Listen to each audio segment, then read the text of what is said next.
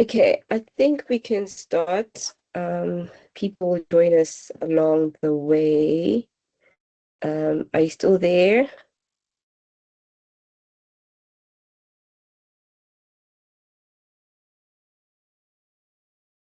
Hi, Charity. Yes, I am. I'm still here. Okay. All right. Good afternoon once again. I hope you are well. Um, yes. So today we are with Miss Gugulethu Mahlangu, who is the founder of House Harvest and a UNISA alumni.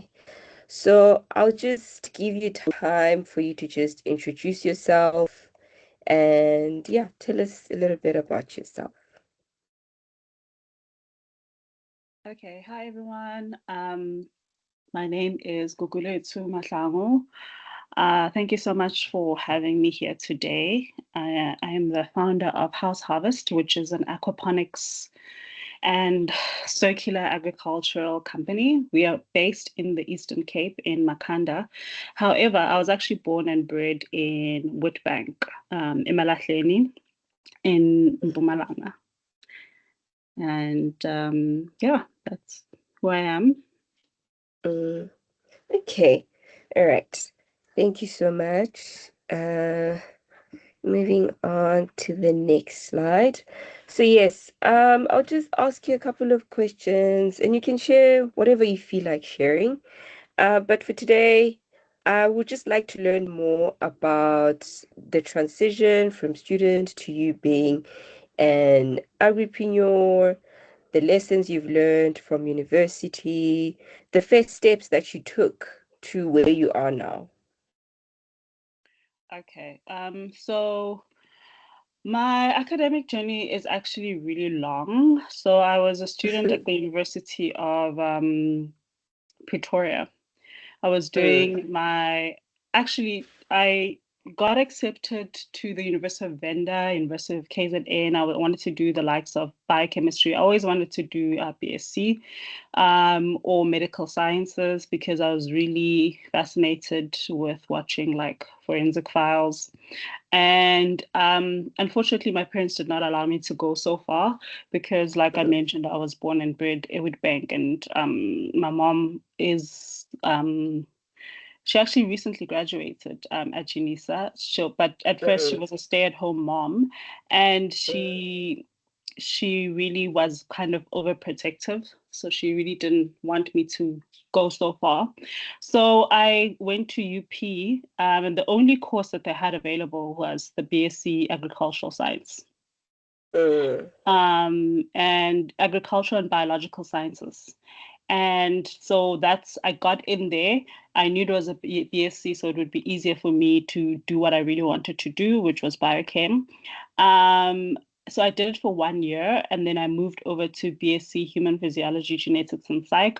Unfortunately, was not able to complete my studies. It was around fees must fall, and at home we had a personal issue that mm, made it very difficult for me to continue my studies. And also, our financial situation took a turn. So, when I mm, was at home, I was like, oh, what am I going to do now? Where do I go? Where do I start? And then I was like, I am a person who enjoys nature. At that time, I think I was a bit of a hippie. I was always thrift shopping. I was like living this very hippie lifestyle. I was into the Hare Krishnas. I don't know if you guys know them. So I was meditating a lot. I was doing yoga. And, I was like, oh, of course, I should do agriculture. I should do farming. I want to own a farm somewhere. So I took up agricultural sciences in UNISA. And then the first thing that they taught us, which really cemented the fact that I want to be a farmer, is we had a project where we had to solve an environmental um, issue in your mm, community and show proof that you've done it. And in my community in Witbank, there's a lot of opportunities in Witbank. So we see an influx of people coming to Woodbank for mining opportunities every year, to a point where my neighbors that I grew up with, all of them sold their houses and turned it into communes, because a lot of people are looking for housing in Emalahleni. So as a result of that, if your area starts losing a family household and there's now 10 people living in a house, there's obviously going to be a lot of waste. And that waste, because there's only one dustbin allocated per house. So now I started seeing waste in my neighborhood. So I was like, okay, this is an environmental problem that I can fix. We can clean up the streets. We can also go ask the waste department, why are we not allocated bigger bins? So that is what I did. And I met a gentleman who worked at the Department of Waste, and he was like asking me, why am I interested? What project is this? I'm like, oh no, I'm a UNISA student, and we have to have this project where we solve a community issue. And he's like, oh, okay, so you're into farming. That's great. You should come. I actually have a farming project, Efosman, which is like a township in Imalahleni. And he's like, but we deal with old women that are making their own liquid fertilizers. So you should come, you should join. And I was like, oh, okay, great. I actually really want to become a farmer, and I'd like first-hand experience because I've never been at a farm before. So he was, I think, my first accelerator, because he obviously had farming friends, and I started visiting these farms, because as a farmer now, you can't just allow anyone on your property, right? And you can't just rock up at people's farms and say, hi, can I please see what you guys do? So he was the first person to introduce me to his farming friends, and I started getting piece jobs here and there. But what I noticed is that all of them wanted me to handle their books. They weren't really actually serious to teach me anything about farming. They thought I was a woman. And they're like, oh, yes, great. We do need some young person to help us manage our record keeping. So that was the roles that they were trying to like kind of put me in. And I was like, no, I really would like firsthand experience. I would like to plant something. I'd like to do something. And most of these farmers were livestock farmers as well. So I think I only did like a year of psychology, but I think it did also help me understand people, the behavior, and how to really interact with people, and how to understand body language. But I think what I learned a lot about plant science, the more I got into my studies, is the fact that the plant science is such an interdiscipline that I realized that I really want to learn more about plants. I'm not really interested in livestock. I know some people find that fascinating, but for me, the more I interacted with farmers who were doing livestock in Woodbank, the more I realized that I am happy to understand and learn more about plants. So yeah, I studied plant sciences, understanding crop physiology and nutrient uptakes and what to plant. And at the same time I was studying, is the same time I was like learning a lot. So I've been everywhere, just trying myself out at projects. I've been to Macharadorp. We planted cabbages there, but we did not understand land use, for instance. All our neighbors in Macharadorp were growing fish, or they were growing sheep, because it's a very cold area. So you're limited in what you can actually plant. So all our cabbages basically drowned, because we were planting in a waterlogged area also. So understanding soil, understanding land use, understanding climate was something I learned in real time. I even moved to Umzimkulu because my friend had land, there's free land there.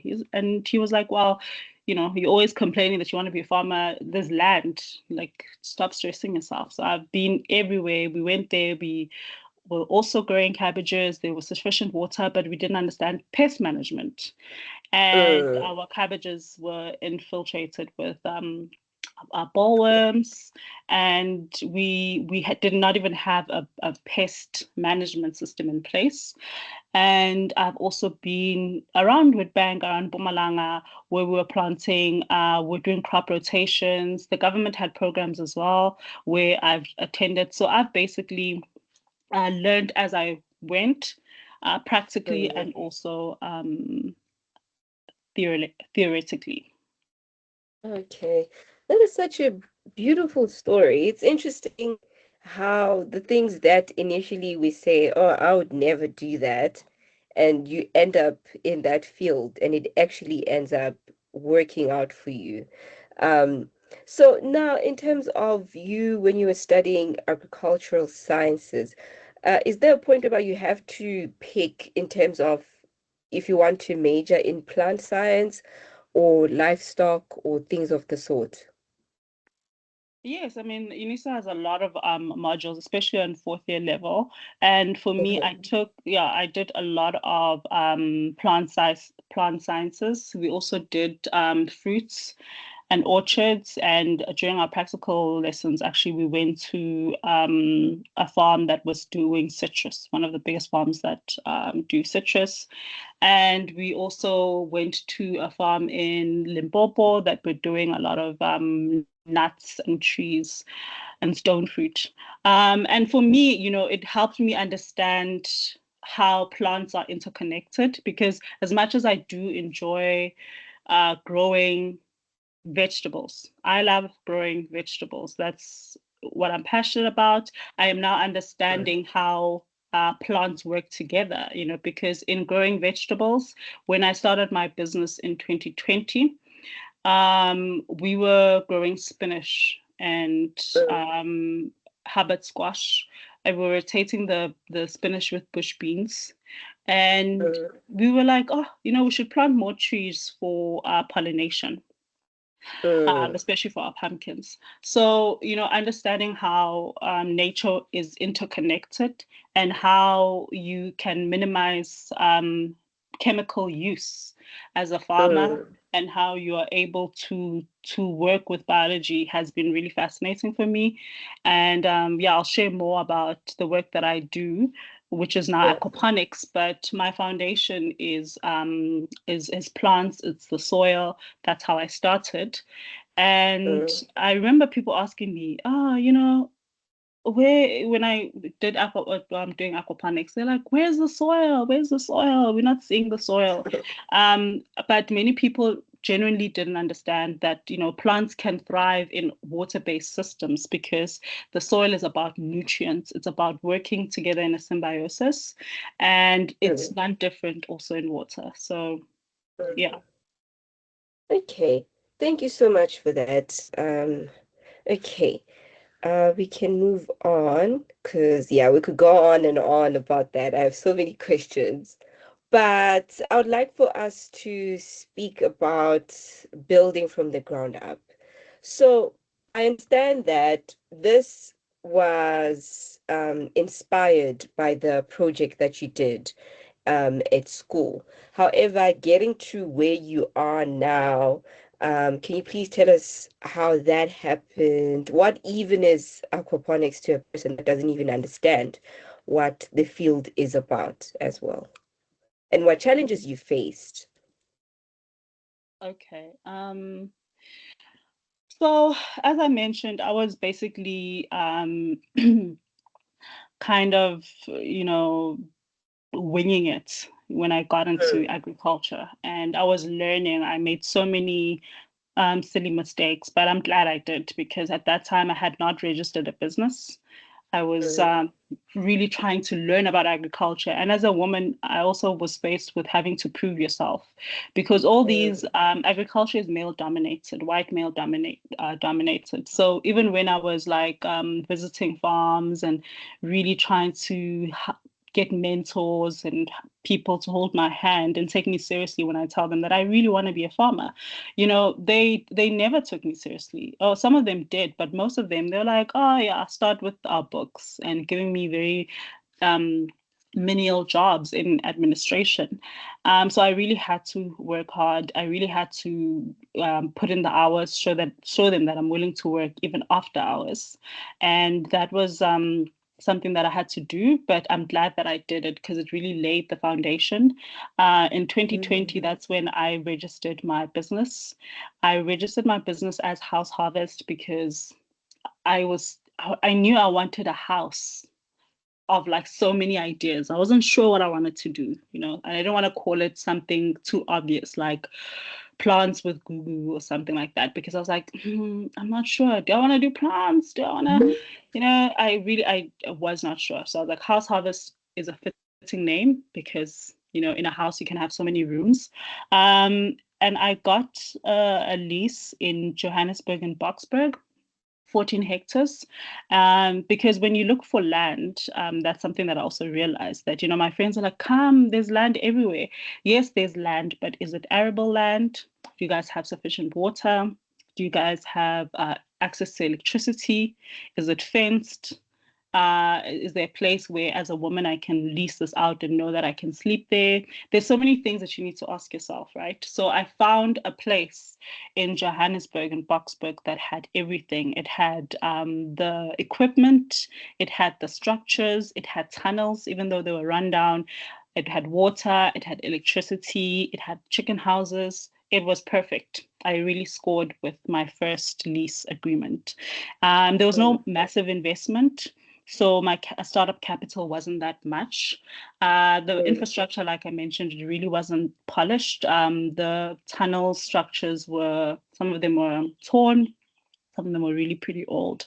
But I mean, I had a lot of curiosity, I had a lot of resourcefulness, and definitely willingness to experiment. And at that time, I felt like I got my dream. I finally can do agriculture, and thankful to the process of meeting people and building a network as well. So I had a lot of mentors, people that were holding my hand when I started my business. And I think, one of the biggest misconceptions people have about entrepreneurship is that you have to have everything figured out before you begin. Mm. And many businesses really are built through iteration. If we're being honest, you test it out, you fail, you adjust, and you rebuild. That's Mm. that's just how it is. You will never have it figured out in the beginning. So I started. I had lovely people working for me.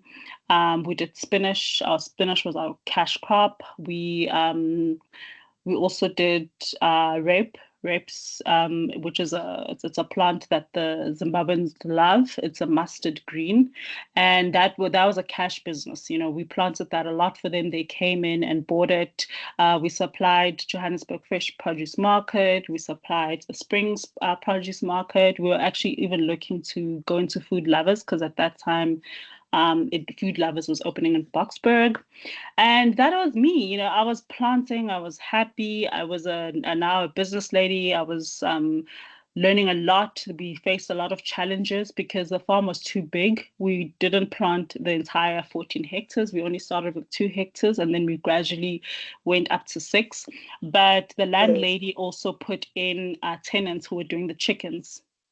So there was a lot of people on the property, and then it became a matter of sharing resources. And when the electricity tripped, somebody else tripped it and they're not on the farm. It became very difficult to do business. And I Mm. also, at that time, did not understand how much to pay my seasonal workers. And there was a point in time where we didn't have cash flow and I wasn't able to even pay workers to a point where I was like, guys, I will pay you in the meantime because food is an issue. Let's plant out like maize and let's plant out, more food for you guys to harvest. And that worked for a while, but at the end of the day, you need to pay people. And when you planting vegetables, you usually work with 4 seasons. So you have 3 months until harvest. So, you know, you find yourself that, okay, after the 3 months, we're harvesting our spinach and we're only supplying every week and we're not getting paid on time. So I really dealt with a lot of issues, and labor was one of the biggest concerns because it was during COVID. You know, many people were just simply not showing up, and I owed so many people. So I had a lot of rookie mistakes in terms of business, because now I'm finally getting the farming right, but the business is not something that I'm getting right. And yeah, so 2021, I actually, end of 2020, 2021, I got my first media exposure because I think, people were profiling businesses that were surviving COVID. And I was one of them. And one of a media house, I'm not sure if I can say the name, but they came to my farm, and like I mentioned, the farm had everything. It had shade nets, it had tunnels, it was fenced, it had structures, it had everything that you needed and implements. And they did an interview, and they uploaded my interview on YouTube, and they said aquaponics farming in South Africa. And mind you, I was not doing aquaponics. It was a mistake. It was a mistake. If you actually go on YouTube now, you can find that video, and you'll see that we were far from aquaponics. But that mistake was something that got me the attention of German investors that were actually investing in an aquaponics farm in South Africa. So my story up till now is like somebody who's in quite a bit of debt. And they said, well, we are looking for aquaponics farmers. Would you be willing to join our team? So I made a decision in 2021, end of 2021, to pause my business. And like I mentioned, there were also a lot of internal challenges in terms of leasing agreements, and there's so many people who are leasing land right next to us, and we felt very bottlenecked there, as well as the fact that I actually had a lot of debt. So I was like, let me pause my business and let me go work and also learn about this aquaponics, because I'm going to get paid for it. So that is how I stumbled onto aquaponics. It really was by accident. And I worked at a commercial aquaponics farm for 1 year. And I really fell in love with aquaponics. And I fell in love with it because of the challenges that I had faced in my previous lease agreement was not there. And the challenges that I faced with soil farming was just simply not there. Aquaponics, you grow food in structures, in tunnels.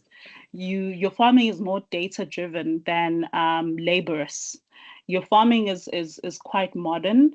We relied on information via sensors. It was very high tech.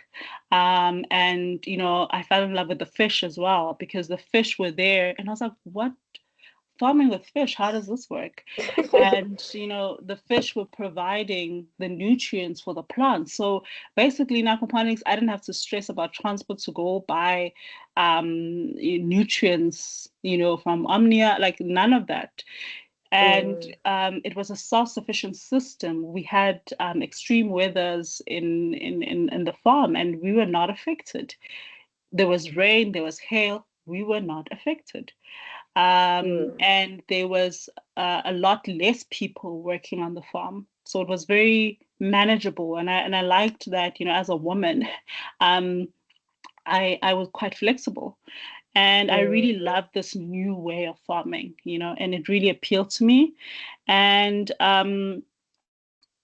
yeah, so I enjoyed the dance of balancing the system, because you are kind of it's all man-made, so you are kind of playing Mother Nature as an aquaponics farmer. You have to deal with a living system that relies on the right amount of nutrients, the right amount of temperature, the right amount of dissolved oxygen, the right amount of pH. Because if you just swing the equilibriums, left or right, your plants can suffer.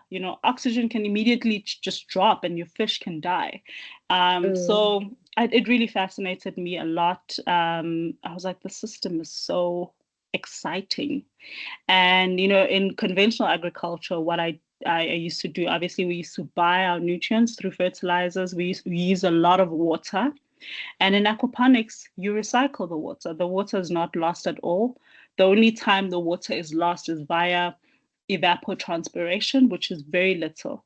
But the water is being recycled and reused and recycled and reused. And where I come from, water is used and water is lost, and water gets to run off, But in aquaponics, we're using fish.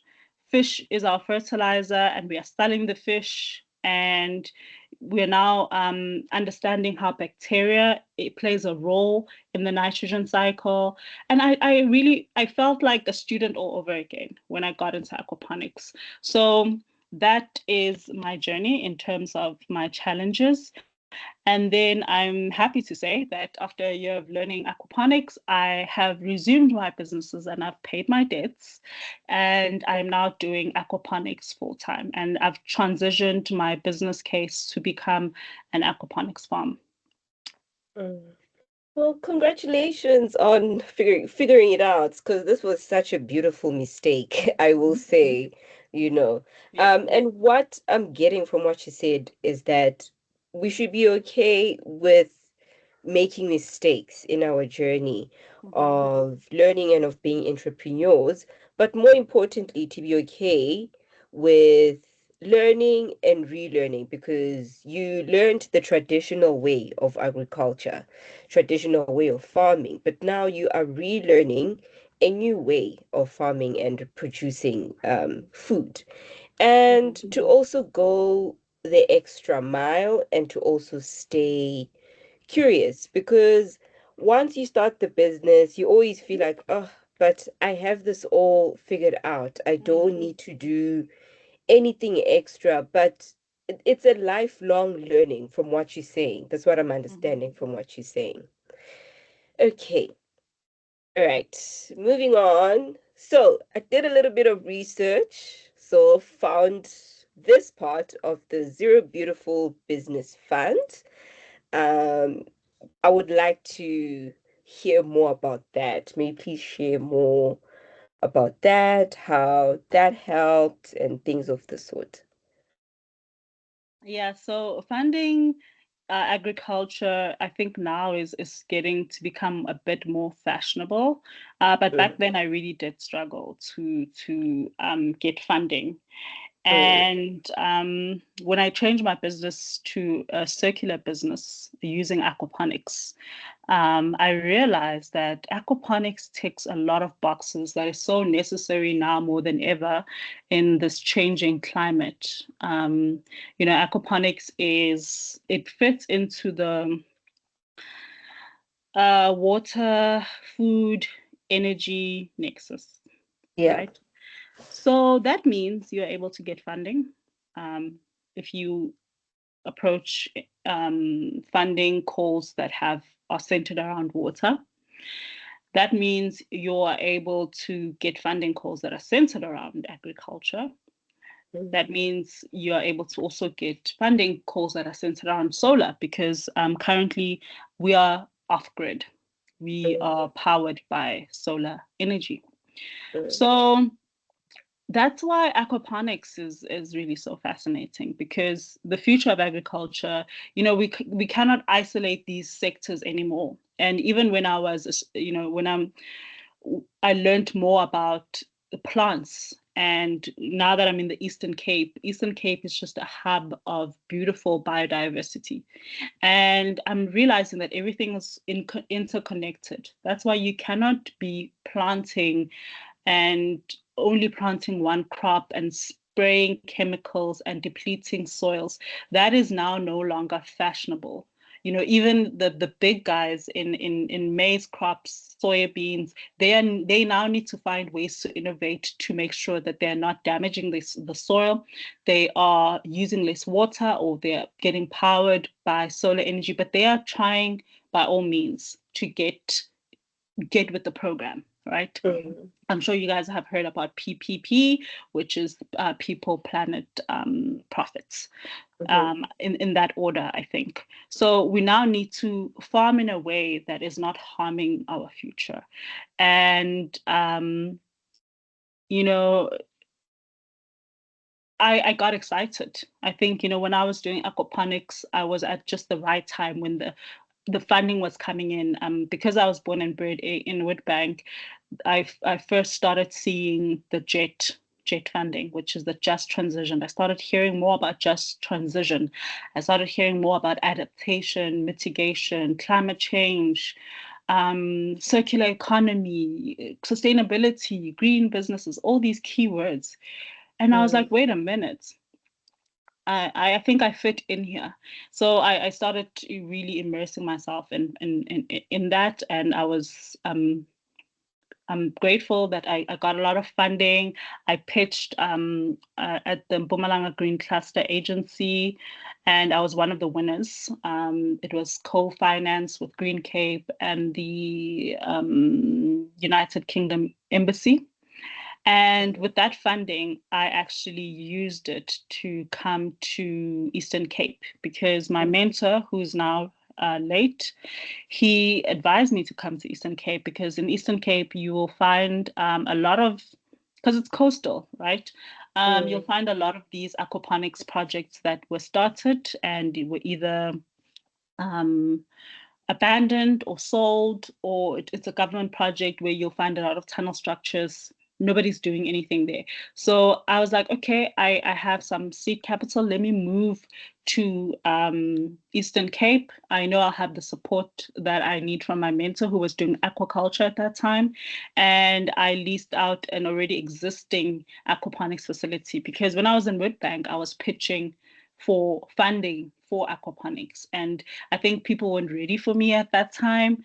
And also the funding was just not available. And because I was asking for millions of rand, so I was like, okay, let me move because in Eastern Cape, there is a structure already that I can take up. So I started applying for seed capital, and Zero was one of the the funds that I got funded to do my pack house and also to help me with equipment and structures. So I was really thankful to Zero because one thing that I had learned is that you have to have your finances in order. And I was looking for an accounting app, and a friend of mine said that I should download Zero, and I did.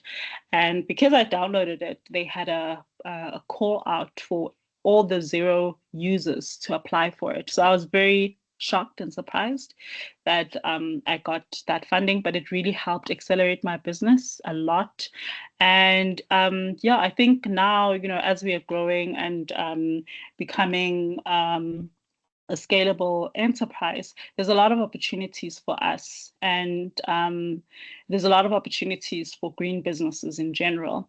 So yeah, that's the how I acquired the funding, and yeah, that's how I used it. We have a mobile pack house.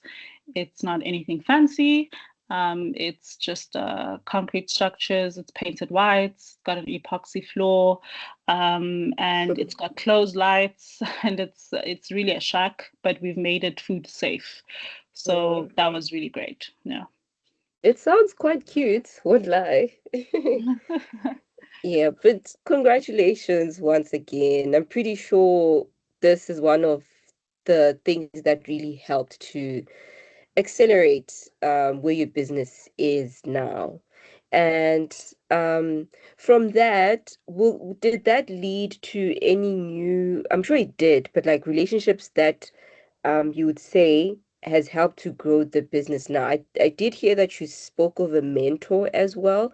But what about like networking and how has that helped you in building your business and even for the future in terms of scaling as well? Yeah, at the end of the day, in the beginning, like I mentioned, we are self-funded, and there were Mm, many moments where honestly I genuinely didn't know how things would move forward financially. And I mm, think it's really one of the hardest parts of entrepreneurship, because you carry this vision, you see it before anyone else fully understands it, right? I remember having to do presentations pitching to government about aquaponics, and no one really, I don't think they didn't understand me. I just think they weren't ready for me. They're like, where do we fit you? Do we fit you in agriculture? Do we fit you in aquaculture, in the fisheries side? Do we fit you? Where do we put you? Right. So sectors like aquaponics are now being placed under green businesses. They're being placed under climate smart agriculture. They're being placed under circularity, because you're reusing the water. Nothing really truly gets wasted. mm, But I think over time, I just realized that, the funding follows value, mm, and it follows like consistency, because before the grants and opportunities came for us to like build a pack house, for us to really transform the rundown structure that we are currently operating in, there were years of experimentation. I worked at a commercial aquaponics farm. When I came there, I ran the system without having the right infrastructure, and also our tunnel was torn. Like air was coming in, pests were coming in. The system failed. We lost fish. mm, Fish died. And I took it as a learning curve and part of my 10,000 hours, because honestly, these experiences taught me how far more I need to go in order mm, to succeed. So I think networking and collaboration is so important to this, because I couldn't have done it alone.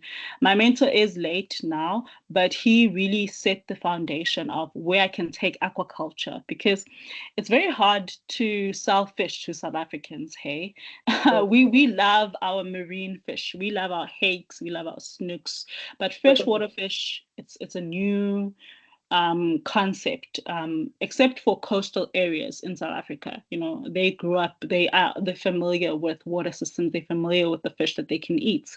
But I now started actually leveraging academia, and I don't mean leveraging it in a very superficial way. I mean genuine relationship building with the guys here at Rhodes University, connecting with scientists, connecting with climate experts even, and mentors, people who've been doing this for a very long time, who could save you a whole year if you actually just go ask them, am I doing this right? This is what we are doing. And organizations opened doors for me that I could have never opened alone. And I think, like I mentioned, because agriculture is no longer that isolated, we are connected, food systems are connected. So I can even have a chat with the Water Institute, and they can be mm, like, oh, why don't you twin this up with a wetland, for instance?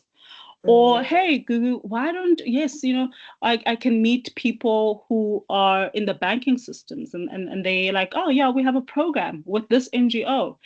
So networking and being in agriculture that is now changing has really opened a lot of doors for me. I do not want to lie. Exhibiting, going to conferences, where everybody's there, the banks are there, the money guys are there, the Department of Agriculture is there.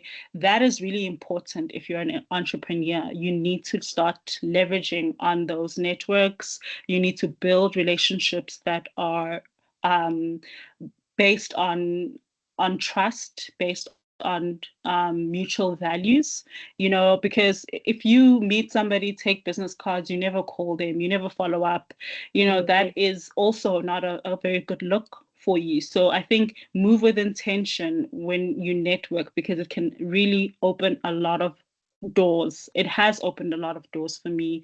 I'm now in the policy space, which I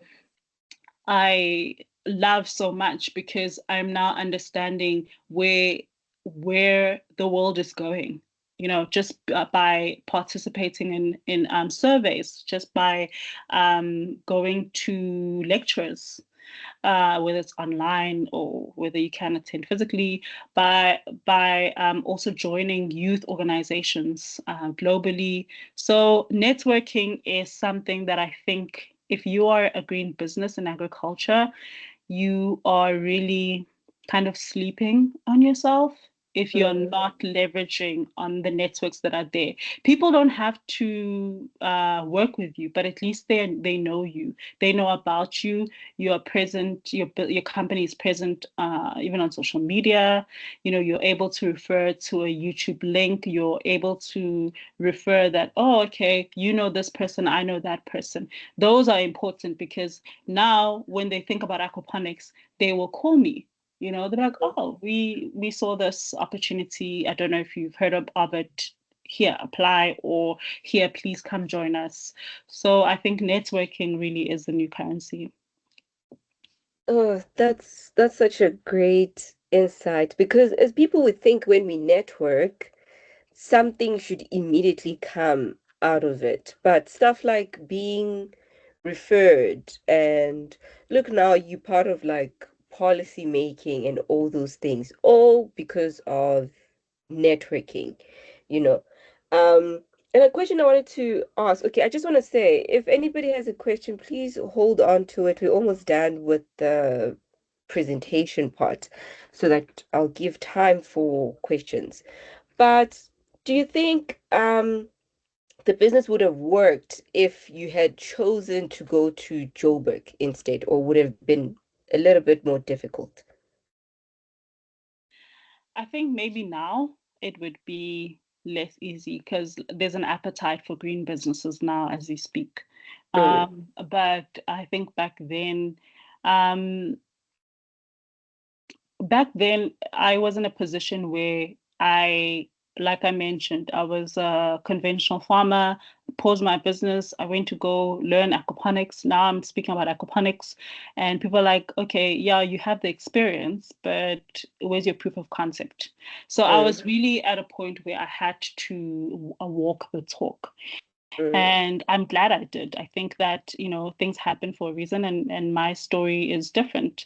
And my story pushed me to Eastern Cape, where I am able to now have a proof of concept. And I am, I feel more confident because I have made mistakes in aquaponics that people that are joining aquaponics now are going to be like, it's going to take them also some time to understand their system and understand how to navigate through becoming a good aquaponics farmer. So I'm glad that I did that because now it's easy for me to scale to the likes of Joburg.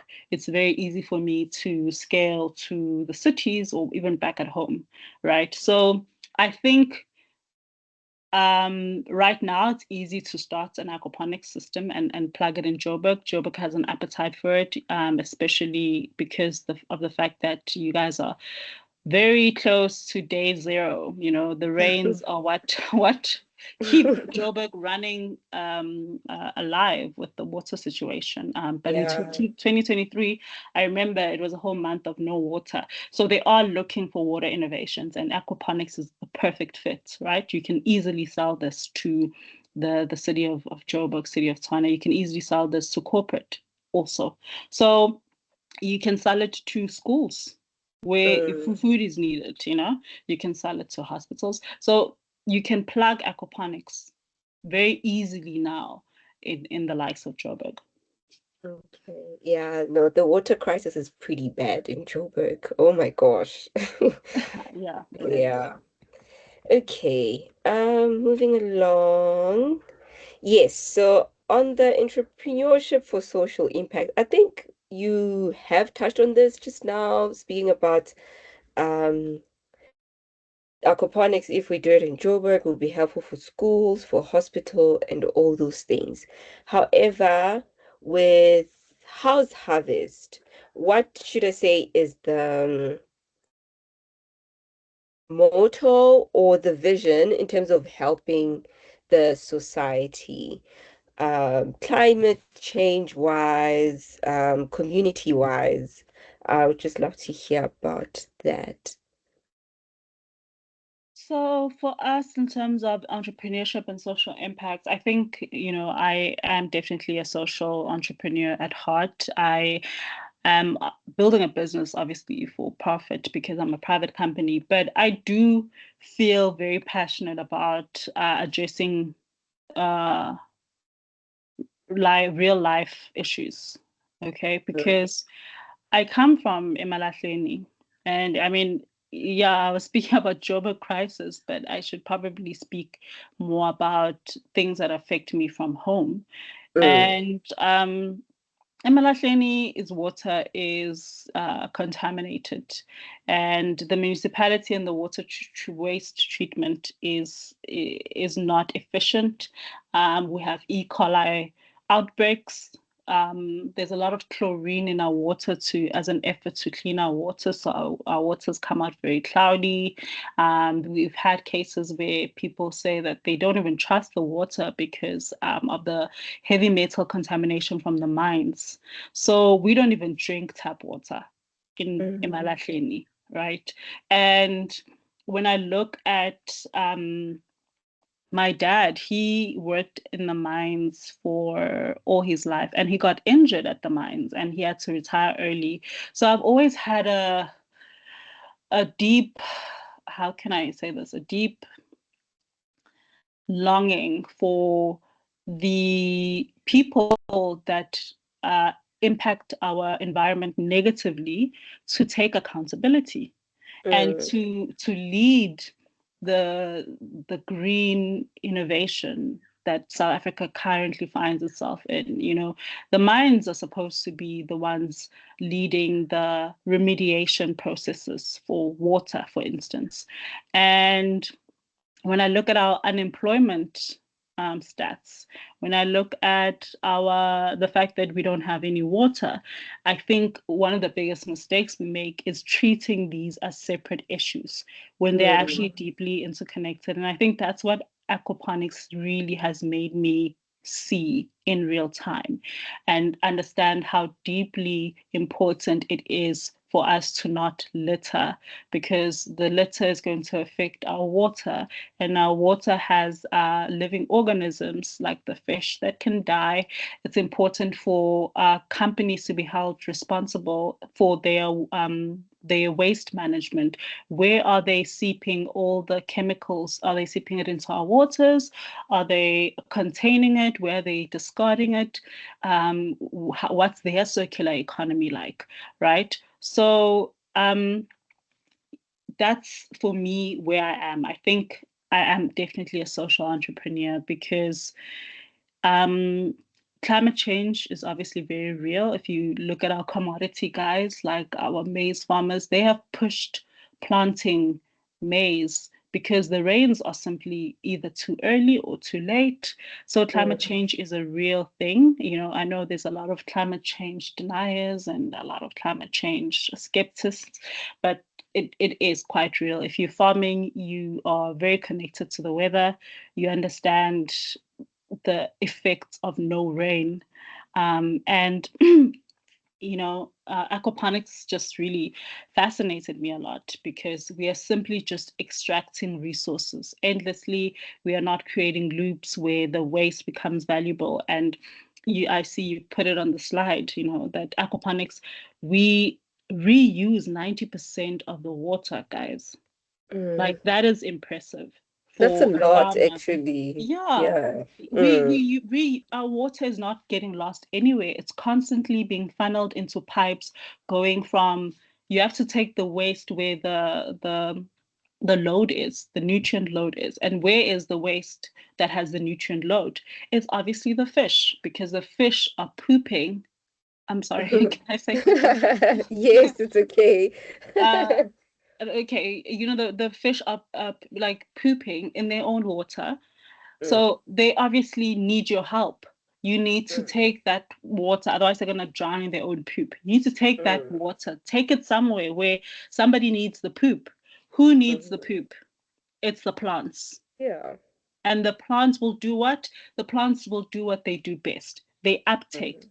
They take stuff in through their roots. They will take that nutrients and it's good for them. It's going to help them grow. And they will also clean that water. And then you're able to take that water from the plants back to the fish as clean water. So it's a system that is saving water, it's reusing water, it's cleaning water, it's filtering water. And in a country like South Africa, where water is incredibly scarce, this is something that people need to support, right? And even beyond like saving the water, what excites me is the possibility of community transformation. I want young people to see agriculture differently. I want them to see science, innovation, technology, entrepreneurship when they think about farming. I want them to see that these things interconnect. Unlike me, I was like, oh, let me do the plants. I didn't learn anything about business. I'm like, oh, let me learn about technology. I'm like, okay, cool, but what about innovation? Nobody can afford the technology that I saw when I worked with the Germans. They had high tech, very expensive machinery. It's like, okay, let's put it in a South African tent. How can we innovate and make it affordable and accessible? So you need to really start thinking systematically and start looking at systems as connected. And I think that's when you can really make the real change within food security, employment. You can employ people on so many different facets in aquaponics. You need somebody to capture the data, analyze the data. You need somebody to grow the food, the hydroponics section. You need somebody to do the fish, the aquaculture section. You need somebody who's got the business savvy and marketing skills to take this produce and sell it to people who care about our story, to be like, guys, this is handpicked, this is youth owned, this is fresh, this has no contamination, this has been grown in a system that recycles water and cleans water. This is a system that is sustainable. So you need all these people, and young people have the appetite for it. So yeah, I think, I'm definitely a person who believes in your slide there with entrepreneurship for social impact. Who would have thought fish poop would solve real world problems? That is so beautiful to hear. And I appreciate the insight that it's for social impact, you really have to see things as interconnected. It's not just one thing that is happening or one problem that you need to solve. It's usually more than 9 times out of 10 connected to something else. So thank you for that. Um, so our second last slide, yes, would be on entrepreneurship, basically leadership and resilience. So, what advice would you give in terms of leadership? Because as an entrepreneur, you need to be resilient. You need to have leadership skills as well. What other qualities of entrepreneurship should a person have? What advice can you give? And especially as you were starting, I'm not sure if when you were still a student, you could see yourself as an entrepreneur or you saw yourself as a person that just goes to work. Um, but yeah, please share more about that. Um, leadership. It's so funny. I was part of the YALI. I don't know if you know YALI, RLC, South Africa, which was the May you please say it again? YALI. I'm trying to think. It's Young African Leadership. What's the I? Okay. Ooh, Oh, yeah, but oh, it's okay. YALI, and it was hosted by UNISA as well. But it's a program under the Mandela Washington Fellowship that they taught us a lot of leadership skills as well that I was a part of. So I just remembered it now that Mhm. we're speaking about leadership. But I will say that, for me, agriculture has humbled me, and it's humbled me very quickly. Because honestly, Mother Nature just does not care about your plans, and Yeah. things really do go wrong. fish die, the weather changes, um, you don't get funded in time, and your infrastructure just breaks and you don't have technical knowledge. Like there's so many things that happen, right? And yet nature needs you every single day. It humbles you and it needs you at the same time. It's the weirdest thing. And what I can say is that when it comes to leadership, I think aquaponics, or rather, let me say farming, has taught me to be responsive very quickly, to have a plan that covers what will happen if things go wrong. Did I cover my tracks? Right? Mm-hmm. Because these systems, farming, any imbalance becomes a big problem very quickly, um, in real time. So you need to learn to observe and adapt and think long term. It's really, I mean, I've committed to the fact that I'm going to be in agriculture for a long time.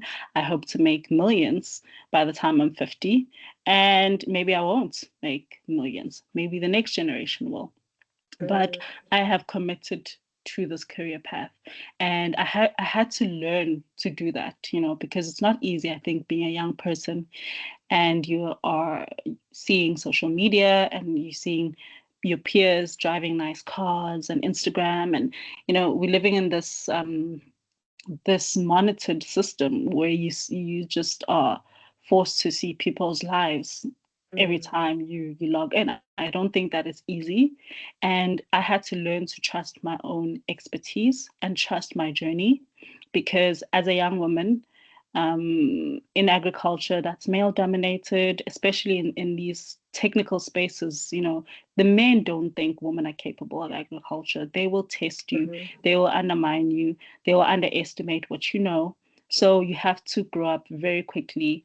And there were moments where people assumed I was just like the face of House Harvest and not someone Yeah. who's deeply involved in my company. So people might look at you as a young woman and underestimate you, and you have to be ready for that. And I think, I've done a lot of incubations and leadership courses. I've done one with Gibbs as well. And I've spent years inside my own head, you know, and I really needed to be like almost overconfident and almost cocky, but Mm-hmm. for my own sanity, to be like, I can do this, I will do this, I am good enough, because you get tested every single time. You have to be resilient. And I have monitored water systems overnight. I have worked at places where the systems are connected to our phones. So when things go wrong, the owner does not care that you're sleeping. You have to act now. I have managed fish health issues. I've done courses. I've tested nutrients. We test nutrients every day. Even when things are going right, I want people to test the water every day, because right now we don't have the budget to invest in real life monitoring systems where all you need to do is just come in your tunnel and look at the screen and it's showing you all your parameters and you're Mm-hmm. able to see that they are within the range and you're happy. No, we need to physically test with like lab test kits that we had when we were in matric, So yeah, so leadership for me became more about I need to win, I need to do this, I need to persist, I need to show up constantly, I need to continue to learn. I don't have it figured out. I don't have my 10,000 hours. I don't think I'm qualified to be a consultant just yet. I need to be teachable. I need to remain adaptable, because the more I keep immersing myself in my business, in the work, in the passion of agriculture, the more I'm growing. And yeah, so I feel like if I have advice for anyone today, is that you don't need to have everything figured out before you begin. I know it's cliche when people are like, oh, start where you are and stuff like that, but it's really true, because I mean, how can you be pitching for funding when you haven't utilized your resourcefulness, with like 1,000 rand? Or maybe you saved up that money yourself. So push yourself in order to be ready for the funding when it comes, right? So yeah, that's that. I think that's what I would advise them, because I come from a mining town. I'm not happy with the fact that, companies and corporations get to come into our country and they just extract and mine, and they don't give back, and they Mm, leave us with contaminated soils. It's not fair. So we mm, need young people to restore ecosystems. We need young people in agriculture to look at how they can um, do businesses that can have a lasting impact on our water, on our environment, on our food, on our children, and yeah, and become resilient essentially. mm. Oh, no, I fully understand. And I get the part of as a woman in general in business, it's already hard. So I can imagine being a woman and then in a business as well that is a male dominated space already on its own.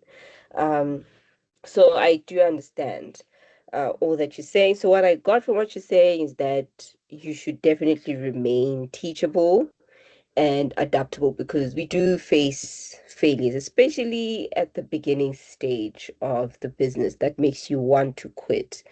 However, um, knowing yourself, knowing what the vision is, will keep you going. Okay, so we are at the last part where it's Q&A.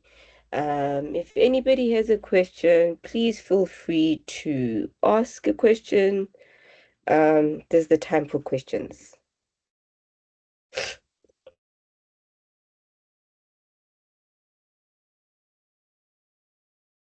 Um, Anyone with a question?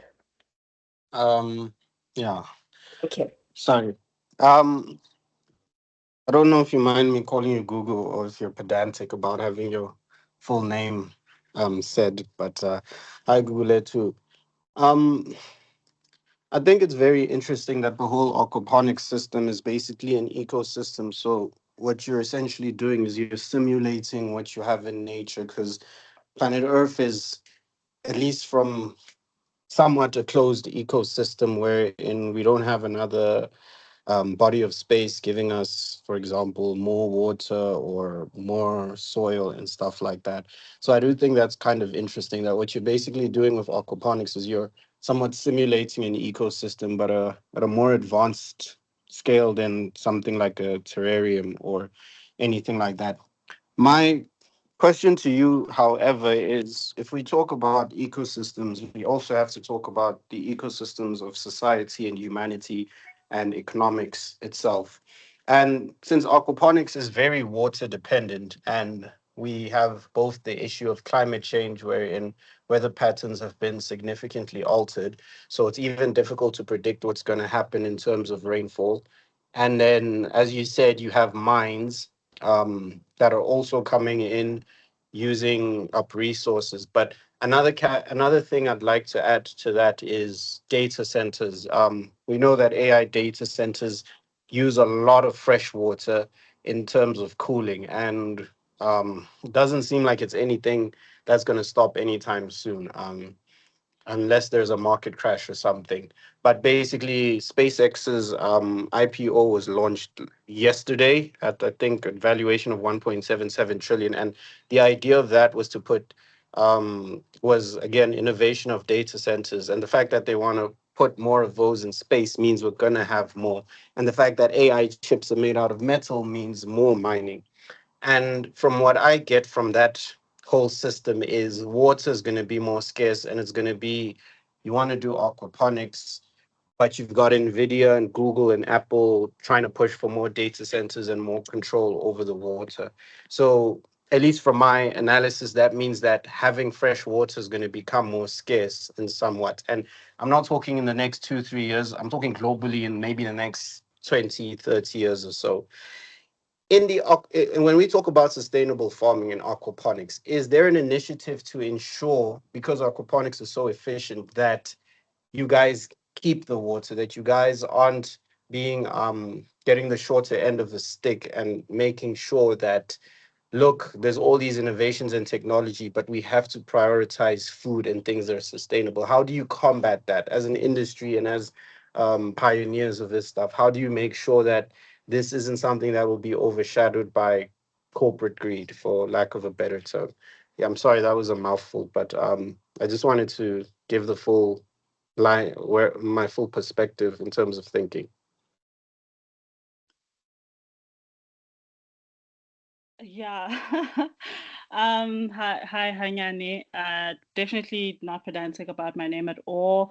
And thank you so much. Wow, that was a very thought-provoking question.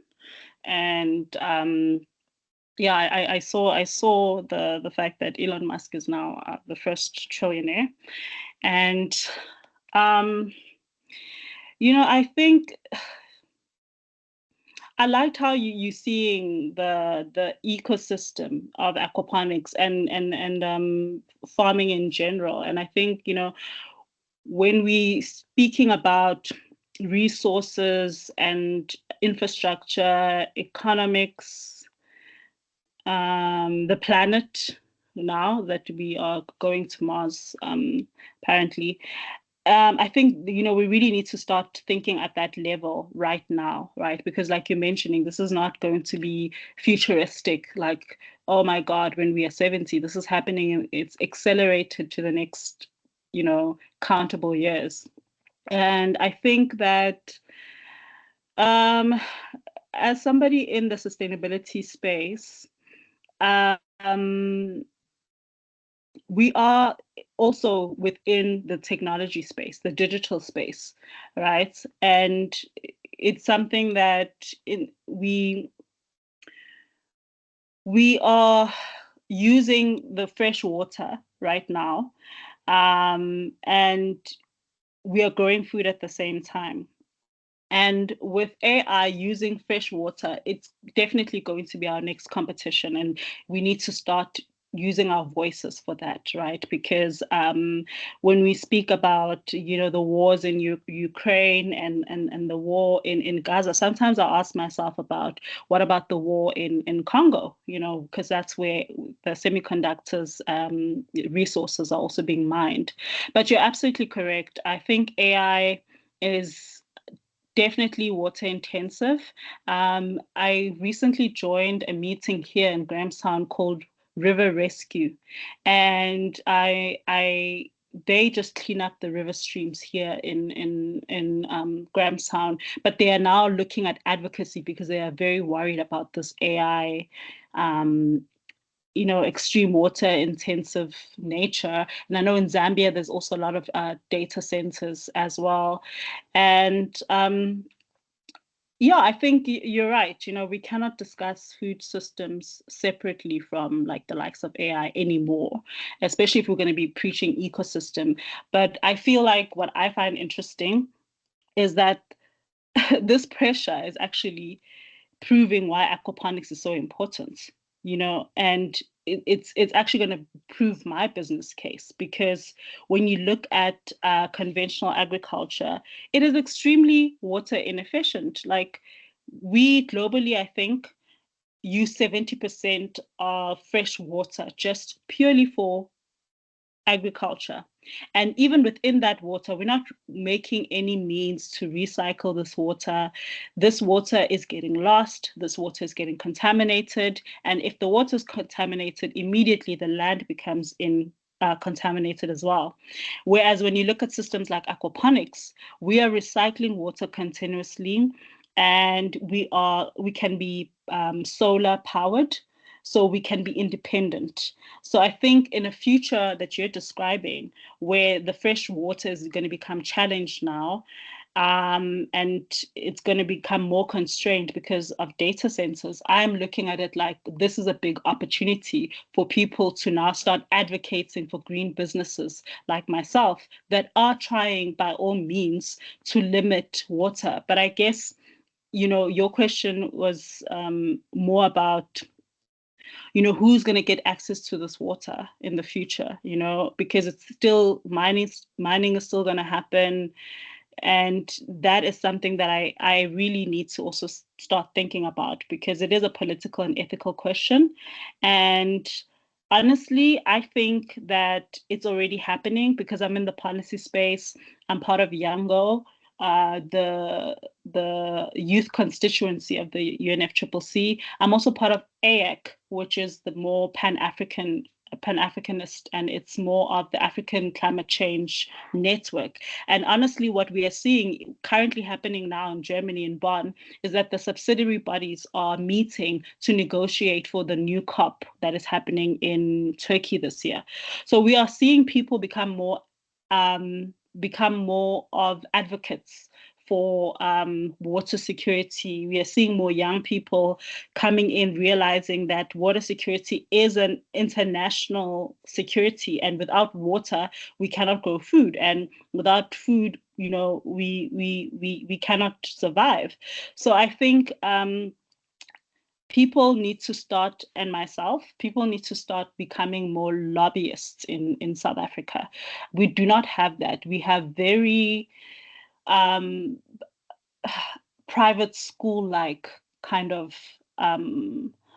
lobbying, which is really not efficient. I mean, if someone is coming into your community and using up all your fresh water, and they are not in a position to negotiate with you, you would react differently, right? So I think we need to come to the understanding as South Africans, or rather as Africans, that AI data centers are threatening our food security, are threatening our water security, and perhaps we need to start lobbying and starting to get into the political spaces. Even though we were not people who thought they would ever be part of, these policy spaces, but it has become a matter of urgency. And for me, I think it would be really irresponsible to say, oh, let's just put aquaponics everywhere and it will solve the issue, because it won't. Aquaponics is a way of thinking differently. But now that you've seen how ecosystems can be connected via aquaponics, you need to take this and look at it in terms of our country. This is what's happening in a national level. Aquaponics is just demonstrating how these things are interconnected. Now you need to actually fight the real fight, which is our water systems. The fact that we are not able to drink water from our taps is unethical. It's not right. It shouldn't be happening, but it is happening. The fact that we are so quick to build data centers and take private money when our people do not have access to clean water is shameful. So I think it has to come to that point. And yeah, I think it was a very interesting question. And thanks for opening up my eyes to see that is actually really something that's the next thing to concern myself with, because I'm just a farmer, but I'm very passionate about what I'm doing, and I'm seeing it in a world that makes sense. I'm seeing this in a world that is like kind of stable. The fact that we can have aquaponics in Mall of Africa, for instance, and people can get fresh food directly from the mall. And I'm seeing this in a utopia sense. But these conversations that are threatening our livelihood is also something to kind of consider. So yeah, thanks for that. Thank you, Gugu. Just a follow-up question with regards to that. Given that aquaponics is so water efficient, is there any initiatives that are being taken to take this to countries that are a bit more water sensitive, like, for example, your DRCs and any other third world country? Because you mentioned that it uses much less water than traditional agriculture. So is there initiatives and plans in place to, A, we know this country has problems with food and water and all that stuff, so we'd rather, what do you call this? We'd rather implement aquaponics here rather than wasting what little water we do have. That's the first question. The second question is on the topic of space. I remember watching The Martian or Mars. I forgot what it was. I think it's The Martian. And one of the concepts they have when it comes to colonizing, whether it's the moon or Mars, is the fact that there needs to be a self-sufficient system for growing crops and perhaps taking care of animals. Is this something that is still, what do you call this, a conceptual stuff, or the actual moves within the industry to, hey, if you guys are serious about traveling to outer space, then this is something that needs to be done in order for, I don't know, people to actually survive there? I actually did watch The Martian, and he survived with like what, potatoes, I think. And I think I found that interesting that potatoes have all your nutritional needs that you can actually survive. Um, but yeah, I think there is definitely a growing initiative with aquaponics, even in tropical areas, coastal areas. And it's maybe not so much aquaponics the way I see it, it's more hydroponics, especially in the Middle East. The Middle East are adopting hydroponics and aquaponics like cake, for obvious reasons, right? Because it saves water. They don't have water. It's a desert, and they love the concept. Um, and another thing also with the Middle East is that it's basically a testing ground for water efficient agriculture because um, they recycle some of the seawater. I think Saudi does as well, and in the policy spaces, we always reference FAO, the Food and Agriculture Organization under the UN. And I know that they have a lot of resources that you guys can go and read yourself about hydroponics in different African countries. I was in Kenya 3 years ago, and I was in Diani, and the mayor was a woman, Fatima, and she was very excited about hydroponics, but they're looking for investment. So you have to come with money, and I don't have money. And at that time, also didn't have collaborators or anybody to maybe do a proposal and really push this thing forward. And also, I felt like I was still a bit too small, and but there are opportunities that are ready, especially in Africa, and they care more about fish than we do. So it would be really smart for you to take aquaponics into fish eating countries. And also, people think just because you're in the tropics, everything grows. That's not necessarily the case. You'd be surprised because in the tropics, things are too hot. So you do need like controlled um, environments, agriculture, like your aquaponics, like your hydroponics, so that you are able to be resilient within the changing climate. And you mentioned the DRC, which I feel I'll get into just now. It's quite controversial and also close to my heart. But I just want you guys to remember, I know we didn't really speak about what aquaponics is, but I am farming with catfish, the African catfish, as well as the Niloticus fish, which is the Nile tilapia. And I'm also doing Mozambique tilapia. And the reason why I chose these freshwater fish, the catfish, number one, is the catfish is very hardy. You can feed the catfish anything; it just gobbles up. It's a mud dweller. It's a very um, interesting fish to start with, and it can handle, for lack of a better word, dirty water quality, right? So if you are starting out, you're not sure what you're doing, catfish is really forgiving, right? But then I also have tilapia, and tilapia is like the private school fish. And in South Africa, the Niloticus fish that I use needs you to have a permit because it is considered invasive.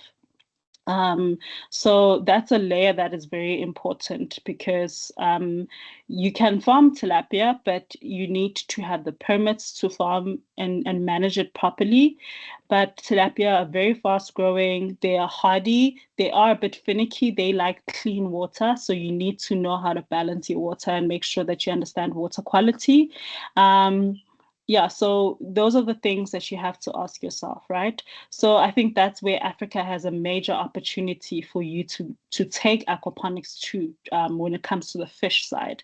Um, because instead of importing all these fancy foreign aquaculture models, you can already plug into their indigenous knowledge system. How do they like their fish? How do they grow their fish? To what size? And how do they do that? And it can really be a very beautiful story that is community centered with what they already eat.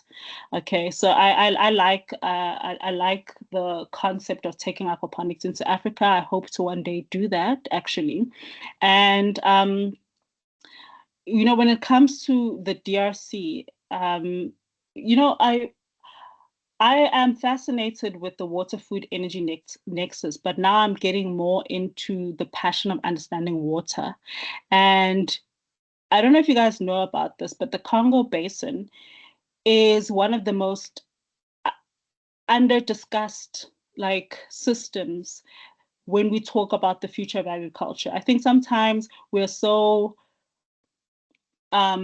interested in other countries and the Amazon, but we don't understand that we have Congo, okay?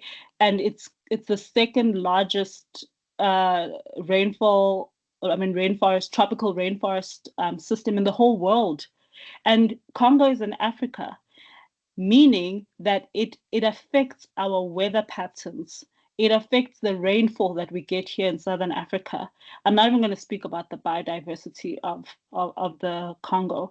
So for me, I feel like a lot of people don't realize that forests actually help create rain. Okay? The trees are important for moisture. And the Congo is basically our climate regulator. It regulates our entire weather pattern.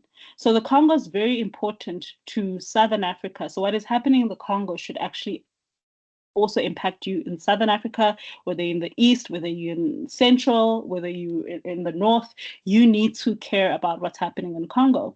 So I think it goes back directly to your earlier point about mining and data centers that you were speaking about, because many minerals that are driving this AI is coming right into our continent, coming right from our continent. I know it's cobalt, and rare earths.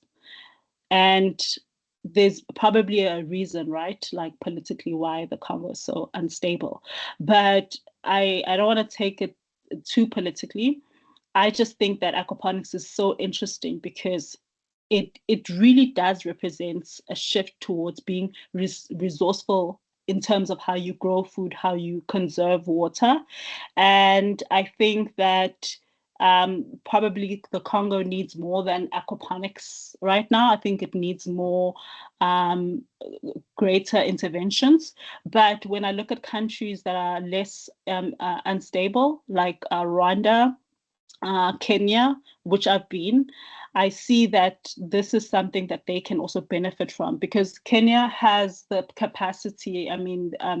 They have the capacity to feed themselves. However, they have a post-harvest issue. And I feel like, introducing aquaponics, you're already introducing regulation that they can benefit from. So they can grow their fish in a way that is food safe. They can export it if they like. They can also take that and, just put in a container. We used to use containers as pack houses, and you can continue the cold chain and make sure that your food is compliant with the HACCP and food safety, and you are able to now take this product and put it into the shelves. So you can kind of look at Kenya as a case study in certain areas, definitely not the whole country, as a way for you to modernize and also a way for you to improve their employment, and also improve their post-harvest losses, because some people feel that, well, the way you guys harvest fish and you're just putting it on a cement floor, it's not really something that we are able to support. So if you can take aquaponics into certain countries that are ready for the concept, I think you can definitely make a difference.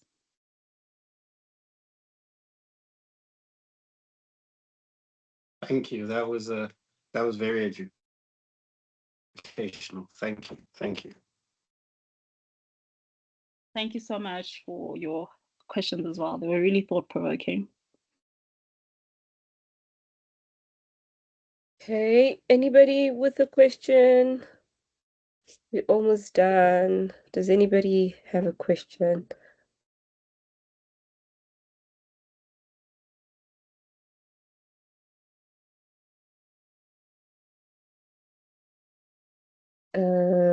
Tshepo, Onke, Litabo, any question?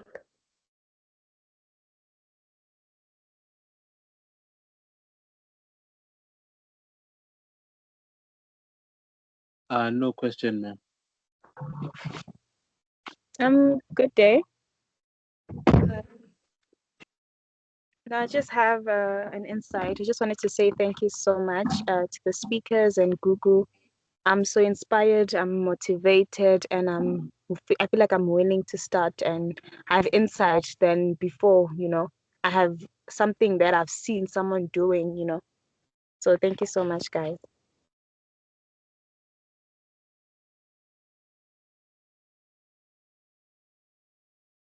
Thank you so much, Letabo, and I am so excited for you. I think definitely go for it. There's absolutely nothing stopping you. If I can do it, I think you can do it better. So yeah, I'm glad that it was inspiring for you, and I'm happy to assist if anyone has further questions. Maybe Charity after this, I don't mind if you can share my contacts. I'll obviously help out where I can, and where I can't, I do apologize. But yeah, thank you. All right, thank you so much. This was definitely a great session. Even I have learned a lot. Thank you so much for your time. Thank you for your knowledge. Thank you for your willingness to share, to pass down your wisdom, to us. Truly appreciated. Yes, so I will share your email if anybody wants to ask or anybody is interested in what Ms. Gugu spoke about or in the field that she's in as well. If there's no more questions, I think we can end it here. Thank you once again for your time.